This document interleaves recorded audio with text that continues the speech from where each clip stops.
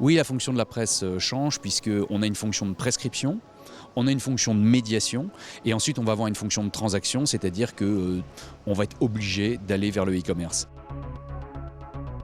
Je crois à l'avenir du papier. Le papier crée l'influence. Si vous n'avez pas de papier, vous n'avez pas d'influence. Mais le digital crée la puissance, crée la communauté. Il élargit la façon de rentrer en contact avec la marque. Et derrière le digital, on produit des contenus, on est financé par de la publicité. Et demain, ces contenus nous permettront d'avoir des contenus qui iront directement vers le e-commerce. Donc le digital, c'est à la fois la possibilité d'élargir nos communautés et deuxièmement d'approfondir ce lien avec ces communautés en leur offrant autre chose que de l'information, c'est-à-dire de la transaction. Nous sommes dans des temporalités qui n'ont rien à voir avec celles du magazine. Vogue est un magazine mensuel, comme les magazines du groupe Condé Nast. Le digital, c'est permanent.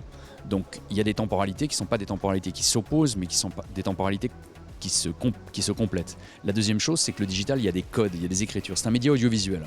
Et donc ça complète notre écriture, qui est une écriture, on va dire, écrite et des photos sur le print. Et il faut qu'on ait une écriture audio et visuelle sur le digital. Donc ça change le rôle des journalistes et ça oblige les journalistes à acquérir et à penser et à concevoir des sujets qui sont aujourd'hui totalement globaux.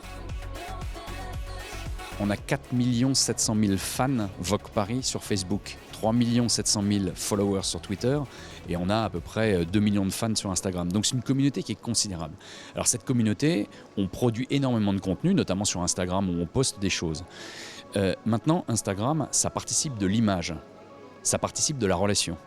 La question, c'est comment on concrétise et on transforme cette relation en engagement et en transaction. Et c'est tout l'enjeu d'Instagram.